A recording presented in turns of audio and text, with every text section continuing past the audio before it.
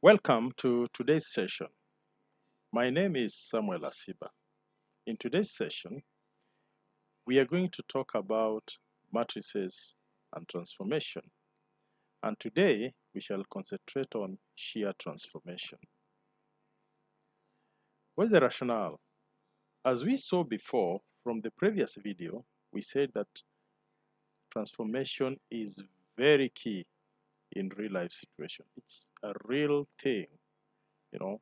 And then we are also going to talk about transformation is also key in careers, and especially architecture is very, very key. So at the end of the video, don't forget to share and subscribe. So let's look at shear transformation. In the shear transformation, we are going to perform simple activities as follows. So we are going to look at what is a shear transformation. We are going to use a unit square. Now in this unit square, I want you to check on the various transformation activities that will happen in this case. So we had the original A, B, C, D. And now we have A, B, E, F. There is a transformation that has occurred. Now, I want us to go step by step on how to derive this shear transformation matrix. I'm picking my point B. My point B is my point I, which is a unit vector in x direction, which is 1, 0. And then my point D, which is a unit vector y-axis, is now j, which takes coordinate 0, 1. These are the coordinates that will determine the changes that are going to be made. And then this is how we write the vectors into matrices. So we have I, which is 1, 0, and we have j, which is 0, 1. So we want to see what will be the change after this transformation. Now look at y, I, and j. If you look at I, which is now our B, there was no change. There was no change, so it remained at the same spot. So there is no change here, so this one remained as 1, 0. What about J?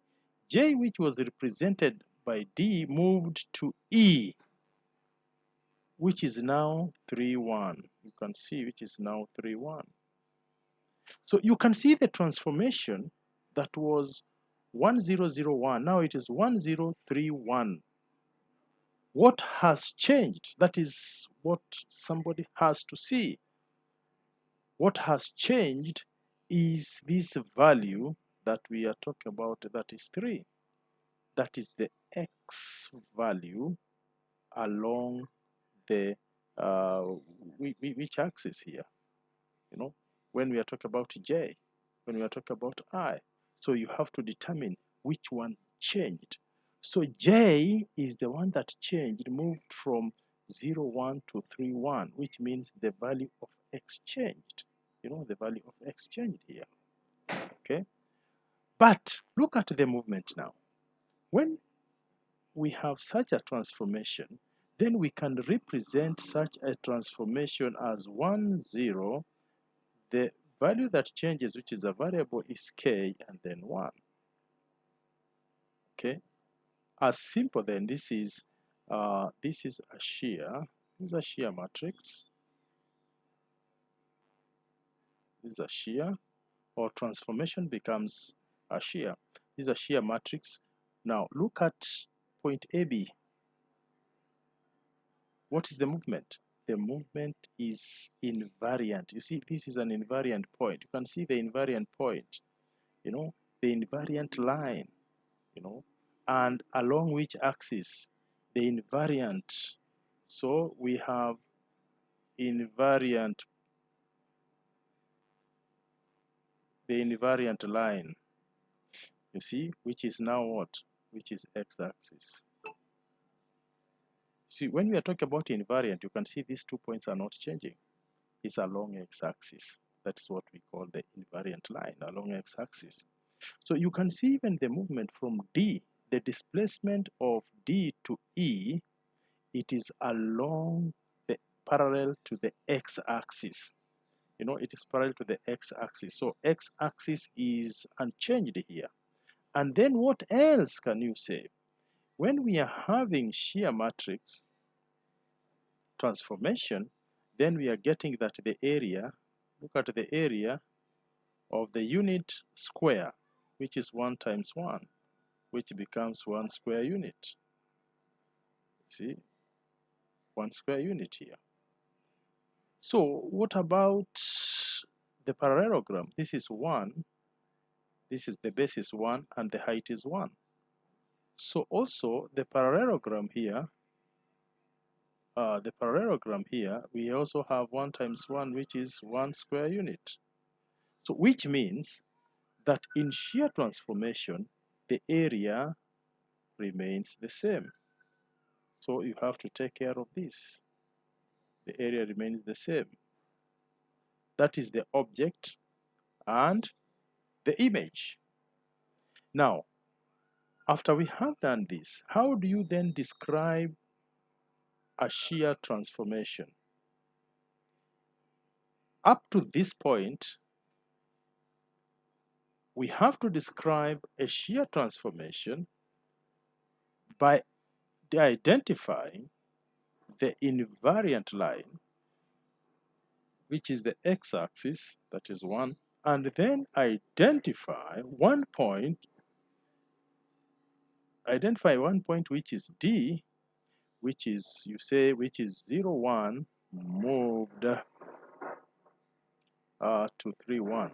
So you must also identify one point, pick one point, and then show the transformation. We also have to establish the shear factor. You see, the shear factor. So you can see D to point E. How many units did it move? So we have 1, 2, 3.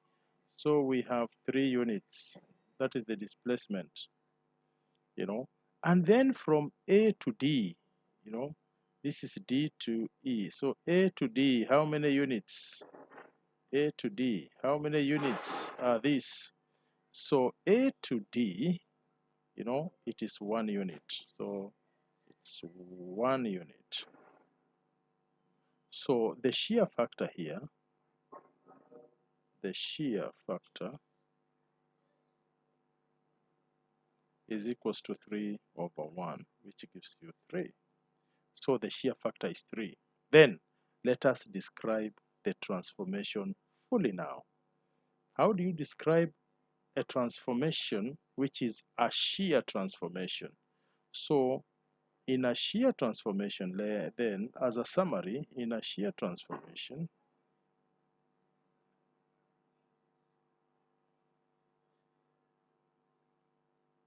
we have to establish, one, the invariant line.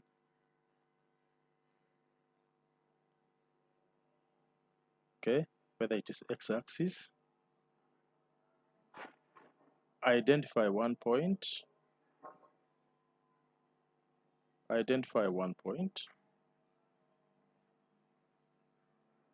e.g. we said D, which was 0, 1, moved to E, which is 3, 1. And then finally, what have we said? You have to get the shear factor by looking at the displacement. So if you look at those ones, and then for you to just confirm that it is a shear transformation, then the area of the image and the objective must be the same. That is how to describe a shear transformation. Now, in the next step, we are going to use GeoGebra to do various simulation in shear transformation. So we are going now to deal with simulation in GeoGebra on shear transformation. So after identifying or after uh, drawing up this object, this is a unit square, A, B, C, D, then you embark on the following. We said that we now need, in shear transformation, we have realized that we have only one variable. So it's not like when we dealt with reflection and rotation, where we had 4 variables that were changing. This one we only will have one, which is K. So just establish one slider, just one. Establish one slider K. That will be enough. So if we so need a bigger, it can go from -5 to 5. Still okay, we can then, okay. So this is our slider. So this is our slider K. So slider K can be here. That's okay. Then after establishing the slider, then we need now to establish the matrix. Remember the way I told you now how to come up with a matrix. That is M is equals to, so use the curly brackets. So in this case now we have, for the shear transformation, remember for the shear transformation we have the upper, the first row we have, that is 1. Remember we have 1, and then we have K. 1 and then K. Sorry there. 1. So we have 1 and then we have K. K now is the variable. Remember we had 1K, that is the first row. And then come to the second row. Second row here we have 0, 1. So that one had no problem. So it was 0, 1. So you enter. So you have seen that we are now coming with the matrix, which is 1, 0, 1 K, K0. So we forgot something here. That's why it's not. So you make sure that you put the comma there. Comma is very important to us. Comma. That's why it was not coming. So then we have 1, 0 now K. Now K in this case is represented by 1, you see. So we are going to move. You can see K now is changing here. You can see K is changing when we use the slider. So K is changing. So K is our variable. This is shear transformation x-axis invariant. That is where this one is. So if it is y-axis invariant, get it from me here. If it is y-axis invariant, then K and 0 interchange. So that is the next assignment that you're going to do. So K and 0 interchange when it is y-axis invariant.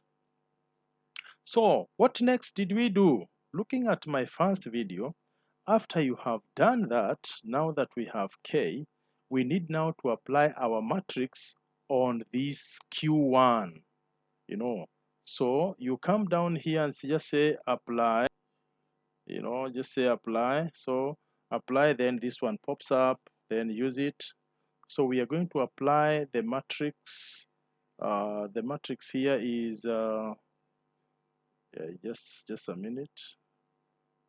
This one has just collapsed. So let me hit here. So apply. This one is also not. So here. So we are going to apply. Just apply. So we are applying the matrix there. So what is our matrix? M. So capital M there, and then remember what was our Q1? What is our polygon? Which is our polygon? So our polygon is Q1. So Q1. So Q1. So small Q1. Now, when you do that, then you enter. You can see immediately there is a transformation. You can see immediately there is a transformation. Now, this transformation tells you that K now is 3. You can see 3. K now is 3 here. So if now you want to provide an inquiry situation to students, then students can be in a position to start counting. You know, for instance, this is 1 for D, this is 2, this is 3. Those are 3 steps. For C, this is 1 here, this is 2 here, this is 3. So the displacement is 3. And then we get that AD is equals to 1. So you can see it is a shear transformation. X-axis invariant, you can see here, x-axis invariant. And also the movement of displacement is also parallel to x-axis. So x-axis invariant, and then shear factor, we have seen D moves 3 steps to D dash, which is now the image. The shear factor is 3 because it is 3, displacement is 3, and the AD here is 1. So 3 over 1, which is 1. Now, students can play around with the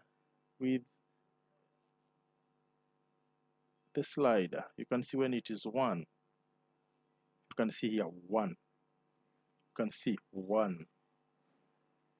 Just 1. And then you can see here is 1. So the shear factor is 1. So what are the inquiry parts that you have in this particular activity? So after you have demonstrated this, now students can now move to the negative part. What happens when this moves to the negative part? You know, what happens when K is negative 1, K is negative 2, K is negative 3, and so on. You can see this is a good simulation, you know, a good simulation. Now, we also said you can decide to bring the matrix here. So, and we took very simple steps. So if you want the matrix to come here so that it can be seen easily, you just activate your latex, then come to this point here. So we need the latex formula. So we said here, you just said you want your matrix M to be seen on the page, matrix M. So we need that. Okay, you see, it comes here. But then, let's finish it. So when it comes here, you do the following. So A here, the A that we have, we need to use the A that is here, this A here. So we have, for A, we have already a constant value. So what is the constant value we have there? We said we have 1. So that one, there is no change, 1. But there is a change. There is one variable which we now call K. So you come here and you find your K here. See, K now emerges there. So in the second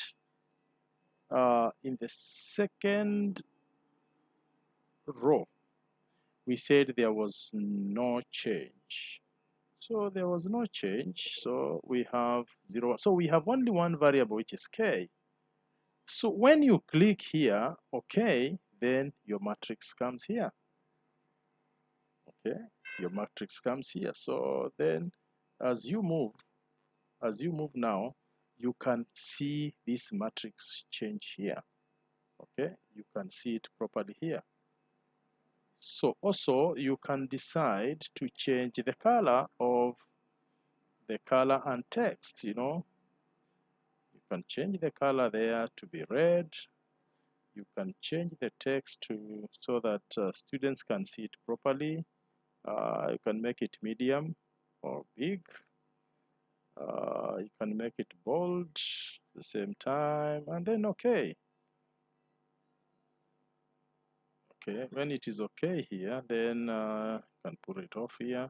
So now you can see, now you can easily monitor the movement of your slider and the changes that are occurring on the object and the image here. So this is what we call a shear transformation. So in a shear transformation, then it becomes so easy that the invariant line or the invariant points don't change. You can see from these are the great observations that needs to be made. You see, there is the invariant point or the invariant line.